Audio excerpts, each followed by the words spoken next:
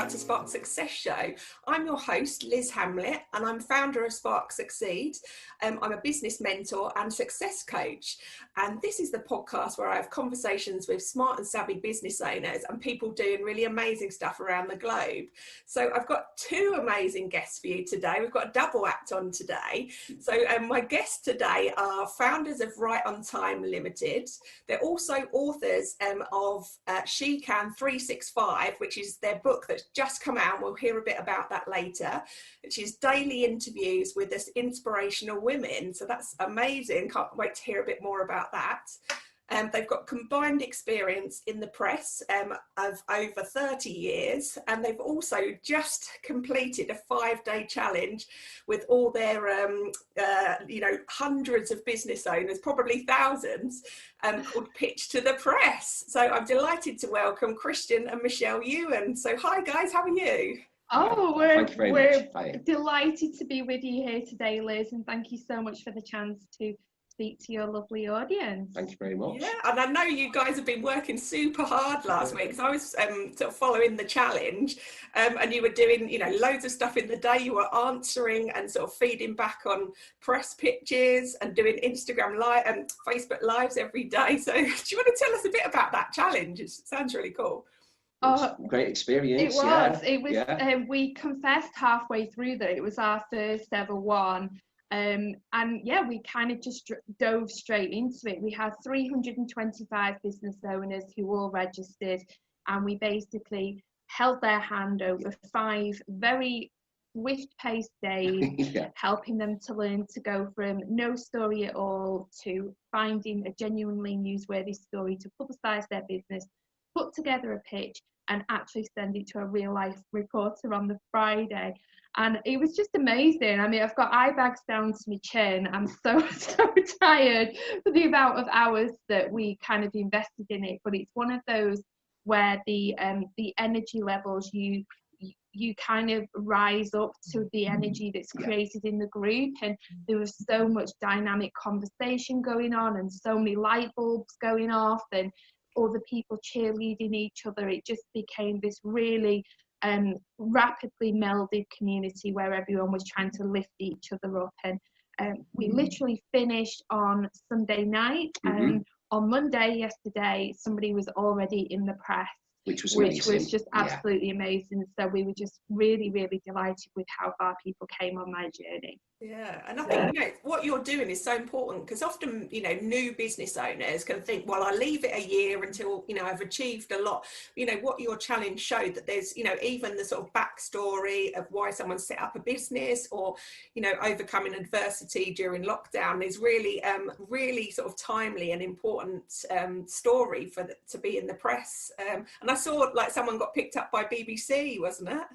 That's right, yeah. BBC Radio London. It was a live interview as well, and which is super brave. But we talked about having to take an opportunity as it presents itself, especially with the media, because it's a deadline-driven industry, and time doesn't wait there. A deadline with a reporter is set in stone. So if you do want to take opportunities at times, it really does push you to that limit in terms of how comfortable you are.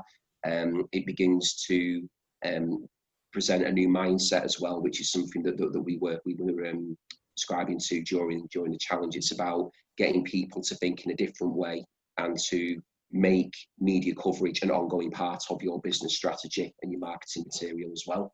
Yeah, like you said, the cost of advertising, an advertisement in the local paper is going to be into, like thousands potentially, but actually like this story and much more coverage in terms of sort of paper space. But yeah, I remember in my corporate career I was often sort of dealing with journalists and inquiries, and remember how short the deadlines were.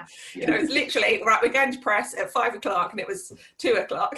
You had to pull together and decide whether you had time to sort of comment or sort of provide examples and everything.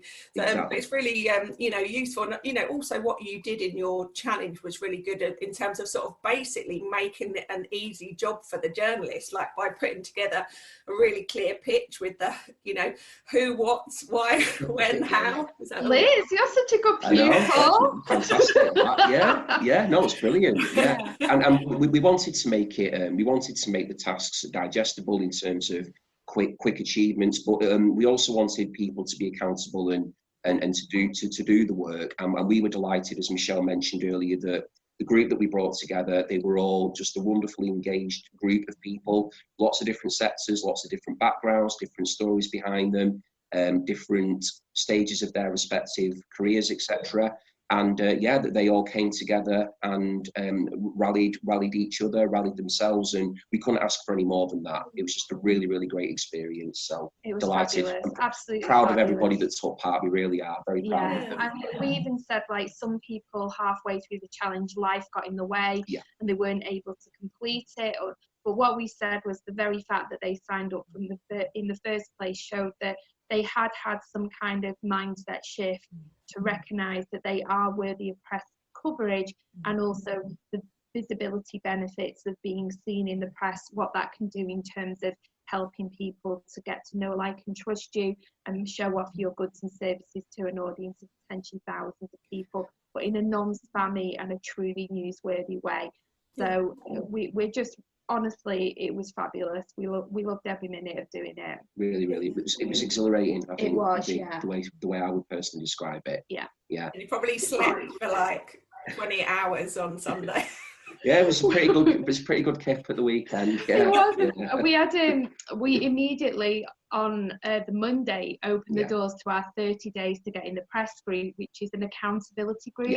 Because what we didn't want to do is just create all this momentum and then people just find themselves alone on Monday morning, and especially if they've sent off a pitch and reporters could potentially be contacting them for more information. We wanted to create a space where they could still have access to us directly, ask us questions, we can give them feedback on any press releases they produce, and we're just popping a daily tip in there as well, just to keep their learning moving forward. So we've gone straight from the challenge into the accountability group. So it's no rest for the wicked, for sure. Well, no, but as Michelle's just explained, I mean, it's important if we're putting the message out there about building up your momentum. We actually call it the momentum genie, is how we like to describe it. So once you let that genie out the lamp and you've got that momentum going, you don't want the genie going back in the lamp. You want the genie to be free and do what it's doing.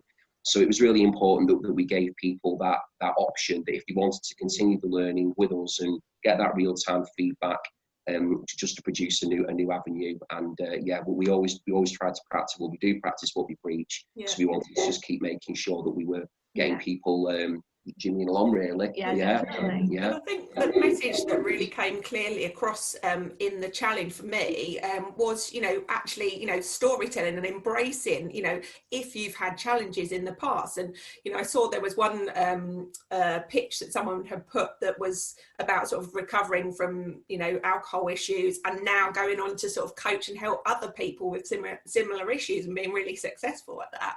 So, that's what I always say about sort of embracing the vulnerability. And another one of my podcast hosts, who's also just launched a book, Be Brilliant, it's Janine Gardner. She talks about sort of being imperfectly perfect and just embracing those sort of little things that make you you. And actually, for a journalist, that's such an interesting story. Not just that someone's like having super success with the business, but the real reasons behind that and sort of bringing that story through. Absolutely true. Yeah, I mean that is what it comes down to. I mean, we attest to that again in the challenge, that journalists are just like me and you. They're human beings. They've got their own concerns. They've got their own emotions about things, and that they do love to discover a person's why. Why is it that you do what you do? Is there anything in particular that has led to that decision? To go into business. To take such a brave step to become fully accountable for who you are. To be responsible for that, to get rid of a safety net that you may have once had, and then to be responsible for delivering the service to clients and customers. It's a huge thing, that. And as you said, I think helping people to explore where they've been and where they've got to and where they want to go So it's like the three is the before, during and after. That's such a powerful story to tell. And the thing is that everybody's got that story, but sometimes it's just a case of being able to have the requisite tools to work through that process and to identify what it is that you want to tell, and then having some support from people that have been in the industry to help you tell it. Yeah. So we've talked about you guys having, you know, long experience in the press. So do you want to sort of briefly tell the listeners about sort of your journey through to setting up Right on Time, and, you know, what you were doing as journalists? Yeah, sure. Basically, we both studied journalism. I got my first job in journalism while I was actually still at university in my final year, and that was working for a true life story agency. So I did all the kind of love rap stories and the magazines that you see on the table at your doctor's surgery, Chat and Woman's Own and Bella and that type of thing. And that was really good grounding for me, because it taught me how to get to the essence of a story, and also just the importance of the best stories are often the most authentic stories, are just when you're talking about yourself and your own life experiences. And then from there I moved into working from the Cheshire and Merseyside News Press, the regional newspaper group, and got my first job as a features editor. And then a couple of years down the line, that brought me to get to know Christian, because he was a reporter in the same newsroom, and we did the whole Lois and Clark thing and selling laws. Yeah. Got the glasses. I've got the glasses. Yeah, we became the talk of the office. I think people were wondering, you know, are they going out with each other? It was one of them. I mean, you know, you work in a newspaper, they're going to be inquisitive, asking questions. No, you know, you can't get away from roving reporters. You know, whether you work, you know, whatever. But yeah, it was a great experience, and I had a slightly different road into. I mean, I did a journalism degree, same as Michelle, but my actual first job was at that newspaper. I didn't go into the kind of the national arena immediately the way Michelle had done. I was pretty much told, though, which was great, very encouraging for me, that following a work placement as part of my university degree, that if I could basically just get over the line and get a degree at the end of it, that I had a job at the paper. So that took away a lot of pressure for me. I was able to focus on my studies, get the degree, and then I knew that I already had a professional role as a journalist to walk into. So that was really, really a really supportive thing for me to have that in the back of my mind. So I could focus on my studies instead. I noticed we're going darker and darker. Yeah.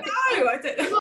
It's up north. All the sun's gone away now, is it? Yeah, I'm going to put the lights on. I'll put the light on, so I'm going to put our big lights on. We can come out of Mordor. There we go. There we go. A bit better. So it's a little bit better. And so when did you guys set up Right on Time? Yeah. 3 years ago. 3 years ago. We celebrated our 3-year birthday in lockdown, which was crazy, because lockdown was such a period of change for us, because literally the night when Boris announced it, we lost 85% of our client base, because a lot of the people that we did PR for were in the manufacturing or the retail or the service industry, and because of social distancing rules, they could no longer trade. So obviously if they had no business to offer, then we had nothing to promote. So we were just in that awful moment of getting phone call after phone call saying, I'm so sorry, but we're going to have to, you know, put your services on hold. And by the end of the day, we were left with literally two clients. And they stuck with us, which was amazing. But we really thought, you know, it's either do or die here. We're going to either have to really think about what our business looks like going forward, or it's, you know, we're going to have to end up going back into the workplace, which we did talk about it. We did talk about it, but we felt like we believed in ourselves, and we thought we had the capacity to reinvent ourselves. And consistently what we found over our business is that people seem to like talking to us. They, you know, the feedback we get is that we're engaging and we work well as a duo, and we had all this knowledge and all this experience, and we thought, well, what can we do with that? So we thought, why don't we kind of pivot into more of a consultancy, training, mentoring role, and do that online. So obviously removing all geographical barriers, we can help people anywhere, literally. And removing it was a work around the whole social distancing barriers that coronavirus had introduced, because we could do it remotely. We didn't need to be physically, 2 meters away from a person to be able to deliver what we wanted to do. So yeah, it was just a case of drawing upon our own resources. And not only that, but we've been delivering for a long, long time. We loved what we were doing, the client work.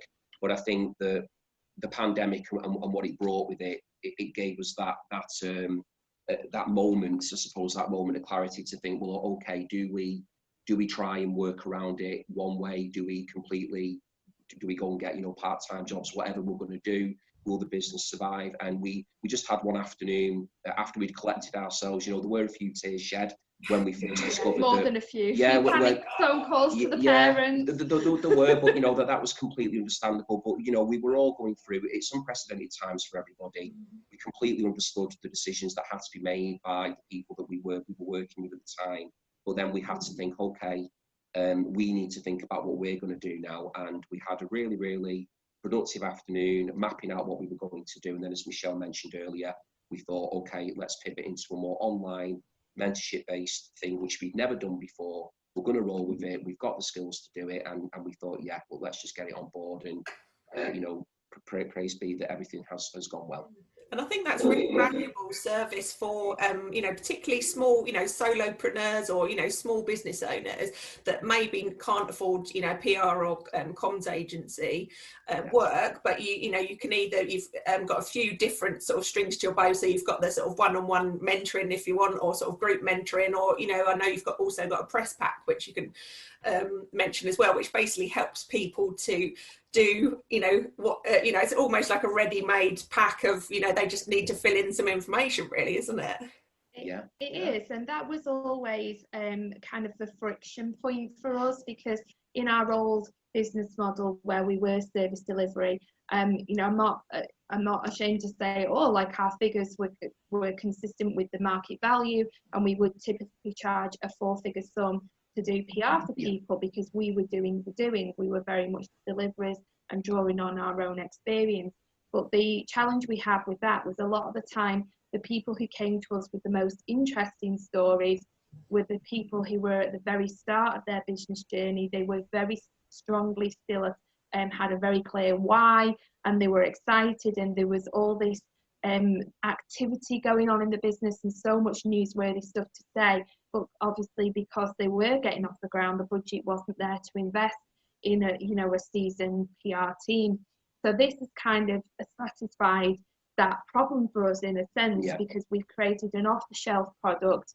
It's £99, so it's within most people's budget, and it just condenses 30 years of learning into a toolkit where there's literally templates, tips, story ideas, things that you can copy and paste. There's even scripts for if you want to talk to a reporter, video guides. It's just a real kind of PR toolkit that if you are new in business or you budget limited, you can still get amazing results just through doing the doing yourself. And the fact that lockdown happened, we had like in excess of 50 people purchase that kit over the past couple of months, and that's 50 business owners who are now that one step further to feeling more visible in the press. So we're delighted that we can kind of work on a scale now. We can help so many more people than when we were restricted, because we were doing the doing, but there was only obviously a finite number of people that we could support. Yeah, and I think what was important to, as Michelle did mention, we wanted to make it a product that would be affordable in the main, in terms of the value that people would get from it. But the beauty of it as well is it works regardless of whatever sector you're in. So whether you work in health and beauty, whether you work in finance, education, any sector you can think of, the pack works because it's a transferable template. So it was important to us that we didn't want to make it something that would only work for one particular field, and that would then really condense the actual audience for it. We wanted to make something in essence that was universal, and I think that for us was the thing that we were most proud of, that anybody could pick it up and run with it. Yeah. Fantastic. So what would you say is the biggest factor that's helped you to be successful? For me personally, because we are a husband and wife team, so there is a dynamic there that I think is unique, and anyone who is in partnership in business with their partner, they can relate to that, I think, because for me, a lot of it is about compromise, in terms of that we want to achieve together. We have a very unified objective for the business, but sometimes we will come at things in a different way because we have different personalities, and they do say opposites attract. So that probably explains why we, we're obviously together in our personal life. But when it comes to business, it can at times be something where you need to, sit down, have a conversation, and decide which way we're going to go. So sometimes it might be that I add something that Michelle might not have thought about, and more often than not, very more often than not, it'll be Michelle has thought of it all and I've not thought of it. So we try to balance each other out. So I think that's been important for our success, is that we compromise and we keep things fair and even. We both co-direct the company, so we're both very much part of the vision. There's only the two of us as well who do that. And then I think the other thing for me is compartmentalizing as well. So if personal things crop up, whatever, then it's important that we talk about them and we keep it separate. From the work. Yeah. It's important that we have that divide. We have our time together as Christian and Michelle, the Ewens, and then we have our time together as Right on Time and showing up every day and doing what we need to do. So I think our ability to have done that, we've been together in our personal life for 16 years, but we've only been running a business for 3. Yeah. So it's still something that, we've got all the personal experience and history to draw upon, which keeps us strong. And I do think that from a business end, we've learned so much together, and we're just continuing to grow in that regard. I would agree. Yeah, let's compromise and agree. Oh, we're going to compromise. So yeah. Compromise. Yeah. I've answered that one in full. There you go. It's a perfect example of it in motion. That's interesting. I often talk to people in my work life and in the podcast life that are co-founding businesses. Sometimes multiple co-founders, and it's how important it is to bring together people. You might have similar backgrounds in terms of journalism and the press, but actually that different approach is key to the success. Because if you were both very similar, you wouldn't have anyone to challenge those ideas. And I think that element of compromise, yes, but challenge and sort of reflecting back in a slightly different way from someone's different point of view is so key to a successful business and a successful partnership. Definitely. That's a fantastic point. Yeah. And we definitely do challenge each other. There's plenty of challenges that go on. Yeah, but in a really healthy way. Yeah, because it's almost as well about pushing each other on. We do inspire. I've said it, many times. Michelle is my inspiration on a daily basis. I have the pleasure of working alongside. For me, she's my best friend as well, and I respect her so much as a professional. She's a consummate professional, and for me to have that daily interaction with her and to be running something that we've poured our heart into it, that's a real joy. But there are times also when, if I do think about it in a different way, I will provide that challenge, and then we'll discuss it and move on from there. So I do think we complement each other in that way. 100%. Yeah, that's fantastic. So a question for you, Michelle. What are your success habits that help you on a sort of daily basis, weekly basis? I would say the absolute biggest thing for us is consistency. So what I would say, something you can do anytime can kind of get put to one side and it just doesn't happen, whereas building into making daily commitments is probably the single biggest thing that pushes your business forward. And we found that especially with the She Can 365 project. So for some time, myself and Chris have been speaking to various female entrepreneurs, and they kind of felt less than visible, and they didn't know how to tell their story, and we really wanted to help them. And we spoke to multi-award winning online marketing specialist Helen Pritchard, who is a friend of ours, and I said to her quite honestly, I think I'll probably maybe set up a blog and write a story once a week. And she said to us once a week, she was like, if you want to be successful in business, you have to do things that other people are not prepared to do. And she said, I want you to write a story every single day for 365 days. And we'd had a bit of a wine at that point, and we were all merry, and we were like, ha ha ha, of course we will. Yeah. And then I kind of went to bed didn't really think about it. And I woke up and I'd got a message off Helen, and she was like, the website's set up, you're launching on Friday, go for it. And Christian, obviously we were doing this together, and we were like, really? She's like, yeah. She was like, I'll be day one, and then we'll we'll get the ball rolling, and then you just carry on from there. So we set out on this wild journey.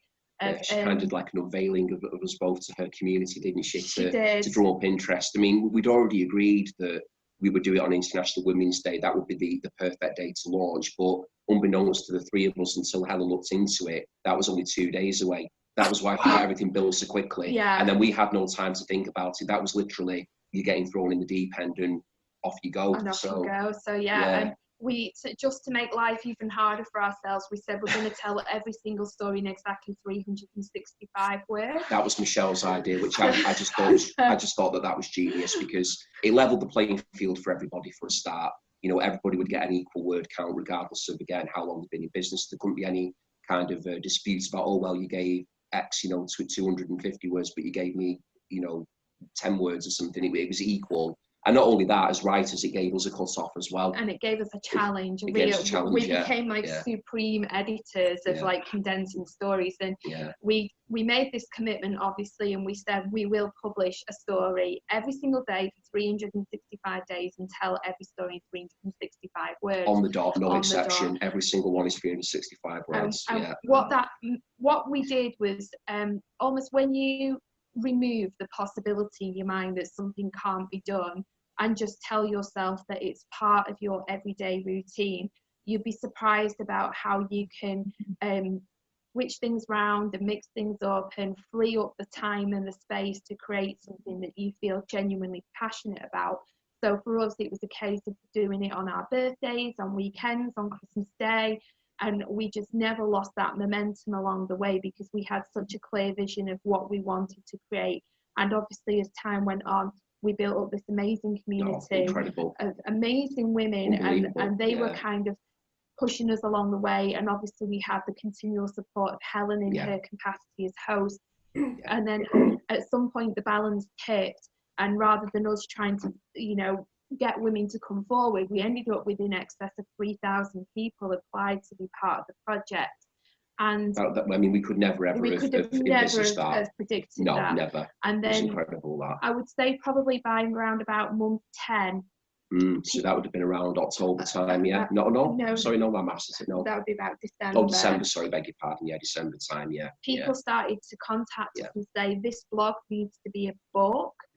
And we were like, really? Is that what you want? And they were like, yes, it has to be a book. So we were like, well, how can we make that happen? Because we never even thought that. We never thought about it, never published a book before. So what we did was we launched a Kickstarter campaign, and we raised £10,000 in roughly, I think it was about 16 days, which was enough to cover the cost of publishing the book.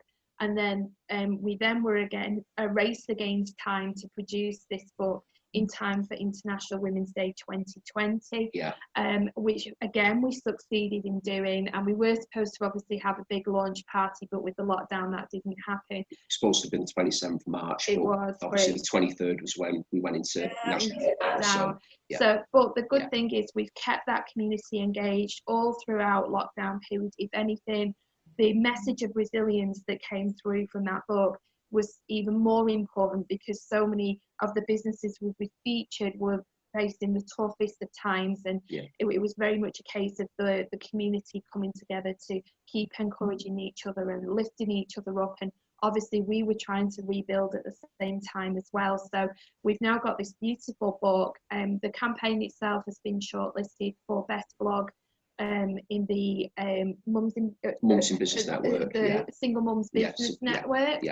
So, and it's just this beast that continues to grow. Like we've a nice beast, like a really friendly one, a really gorgeous, glamorous like beast, a Gruffalo or something. Like a Gruffalo, but it's kind of like every day, because we've got a spin-off entrepreneur group on Facebook, and every day we receive requests to join that, and there just seems to be this real energy around women wanting to support women, and to be fair, a lot of men, because it's now an inclusive entrepreneur group. There's a lot of men in there now who are also wanting to really see women succeed in business. And But none of that would have happened, to go back to your question, if we hadn't have said, what, firmly draw a line in the sand. If we've committed to something, we make it happen. Yeah. And it's that intention of always delivering on your promises and doing everyday things that other people are not prepared to do, is, I would say, is the secret to success.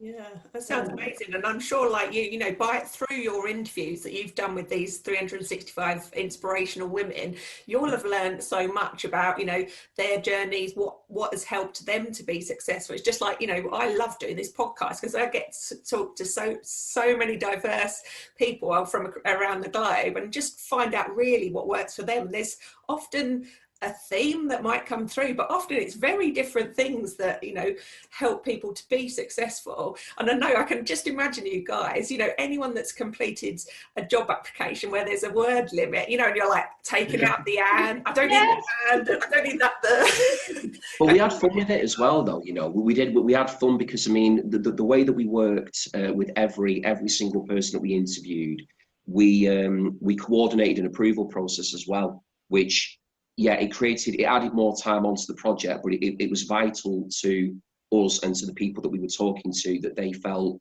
fully heard and supported in their story being told. I mean, we had a duty of care to these women because they were sharing in some respects, they were sharing things publicly for the first time, and they had agreed to that. So what we did was every story was fully approved by the interviewee prior to going live. So that was really important. So everything in there was wholly representative of their interview, and they signed it off. But where the fun bit came into it was sometimes, you know, we'd be down to maybe 370 from 1,000 words of notes or something. And then, you know, either myself or Michelle, depending on who'd done the interview, we would then be tinkering around to get it down to that magic number. Sometimes then our contributor wanted to add maybe 2 or 3 words in, and then we'd be on the phone having a laugh about, well, hold on, if we remove that and or that if or that but, we can get that in, and we can. So we actually made it quite fun too in the editing process, yes, while there was work involved to doing that.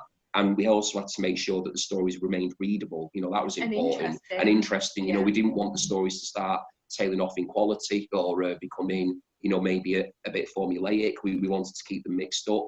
But yeah, it was great fun. And again, bringing all these ladies together, all different walks of life. Many of them were strangers to each other. I mean, some of them did know each other, but many of them, you know, they're from all over the UK, and they've all come together now in their own right, and they're all championing each other. And again, we could never ever have thought that would happen when we had the idea. We knew that we were onto something unique, but I don't think we could ever have predicted how beautifully it would grow. Yeah. And it's been so organic as well. So it's been a real joy. For me, it's been a life-changing thing that I did. I mean, I've been interviewing people my entire career, but I've never had an experience like that. And I'm really proud of that. And you're now book authors, so it's amazing. Yeah. That's which like a feels dream. Nice, yeah, you know. I mean, we good. both grew up wanting to be writers, and I can't think of anything more special than writing a book with the person I love the most in the world, and, you know, to have a book with our names jointly on the cover. Actually, Christian, that's day 35. Not you. Day 35. Yeah, exactly. Yeah. So no, I mean, it was fantastic, wasn't it? That it was. You know, we really wanted to do something together. Yeah. And something different. It means the world to us. It does, yeah. Amazing. I'm sure sort of over your writing career and all these amazing interviews that you've been doing with these inspirational women, you've heard some great advice. So what would you say has been the best piece of advice that you've received about sparking success? Well, I'll ask each of you. So Michelle, what would you say is the best piece of advice you've had? I think to spark success, it's about being authentic. So really thinking deeply within yourself about how you want to show up in the world, what you want to offer, what is going to light you up. Because the thing that nobody ever really says about being in business is that it's hard. You know, it can be a roller coaster of emotions. One morning you can wake up feeling on top of the world, and then by the end of the day, things can happen that really set you back down, and you kind of left thinking, you know, should I just jack it all in and go back to a corporate world? But I think having a very strong sense of why gives you the resilience to push through those difficult stumbling blocks. And also the highs that you get as a result are even higher, because you really feel like you're fulfilling your life purpose. So sometimes, like in the corporate world, and when people do paid for jobs, there's that feeling that you're fulfilling someone else's dream, whereas I think success when you're self-employed looks like doing what you feel you were born to do, and somewhere along the line, obviously, that generates an income that gives you the lifestyle you want, but you never feel like your personal values are being compromised, because you truly see that what you are doing was meant to be. And honestly, I think that's what true success for me looks like. It's waking up in the morning, doing something that you enjoy, surrounded by people you love and admire, and creating the lifestyle that you want to live. So that's what, to me, that's what success is. Yeah, well, authenticity, completely agree with all of that, but consistency as well, which, you know, Michelle did touch upon. I just think it's really important that you're able to keep showing up as much as you possibly can to do what you're doing, you know, to keep putting that energy and love into the thing that you want to pursue, regardless of whatever that happens to be, and just believing in yourself. You know, I think for me, there's been times where, you know, I think we can all have moments of doubt and being unsure about things, and, you know, just taking time for a breather. So I think loving yourself is actually really important too, and loving the people that you either work alongside or working for. I think being invested in them and wanting to help them to reach their goals, and then to do what you're doing as well, they should go hand in hand. I think that for me is what makes me feel successful. I mean, with the challenge, for instance, seeing people having that light bulb moment, that for me felt like that was success, in that I just wanted to help some people to move along in what they were thinking about, and maybe achieve a goal that they hadn't achieved before. And yeah, that to me is an addictive thing. And, you know, that's why I do wake up every morning to just try and help as many people as I can in the area that I'm trained in. Yeah, that's fantastic. Sort of get that you know, quick feedback like you've had. You know, I've seen a lot of the feedback on the challenge and how fantastic it is. So if people want to hear more read a bit more about She Can 365 or Right on Time, where's the best place for them to go? So the two best places to go are our website. So for our business, Right on Time, and it's WRITE as in writing, so rightontime.co.uk. And then to find out more about She Can, it's shecan365.com. In terms of our community, we have a huge social media presence on Facebook, particularly with She Can, and that is if you just look up She Can 365, you'll come across our female entrepreneur group and the She Can 365 Facebook page, and that is where we share all our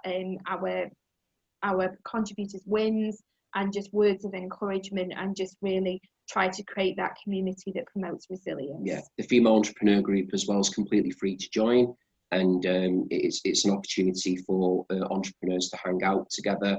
It's all about female empowerment. You know, if you're there and you want to champion the amazing work of women in business, then people are more than welcome to join that and support each other, encourage one another, share what you're doing. If you've got questions or anything that you want to, you know, get a second opinion on, it's become a platform in that regard. So yeah, we're always welcoming people to check out the group as well. Amazing. So just to keep you guys busy with the packing and oh yeah, you know, check out the book. It's amazing. If you're a business owner, whether you're a woman or not, you know, these are all amazing business people that have set up businesses and you know, succeeding and pivoting and providing different services. So it's a great inspiration for you. So thanks so much, guys. It's been absolutely fantastic to have you, and I'll make sure all the links are included in the show notes. Thank you. So we've loved it, Liz, and honestly, to talk about success and what that can look like for other people has been a true pleasure. So thank you so much for today. Thanks for your generosity and for hosting us. We really appreciate it. Brilliant. And one day when we can all physically get together, I'll come up and come to your local pub. Yeah, please do. To do that. We look like we're sat in a pub now, but we're not. That's what made me think it. It's a pub sign. We collect like vintage things. It's a vintage pub sign. We bought that in Conway. Yeah, but this is actually our fireplace. Yeah, it's just a fireplace in the living room. Lovely. Wow, that sounds great. And thanks so much, guys. And for the audience here, join me for the next episode where I'll be joined by John Parr, who's an expert in emotional assertiveness. So this is a new model in applied emotional intelligence. So this is all around having more insight into your emotions, how to positively react and respond to them, and how this can have a positive impact in human relationships and cooperation within teams. So he uses that a lot with business. He's worked with some amazing people and amazing organisations around the world. So that's going to be a really interesting one to follow. And if you've been inspired by hearing Michelle and Christian's story today, and you'd like to spark your own success, then booking a free call with me as Liz Hamlet, success coach and business mentor at sparksucceed.co.uk. So thanks, Michelle and Christian, again for being part of the podcast. It's been great to have you, and good luck with all your book and everything. Thank you so much. It's a pleasure. Thanks very much. Thank you. Thank you. Take care. Thanks so much, guys. Bye. Bye. Bye.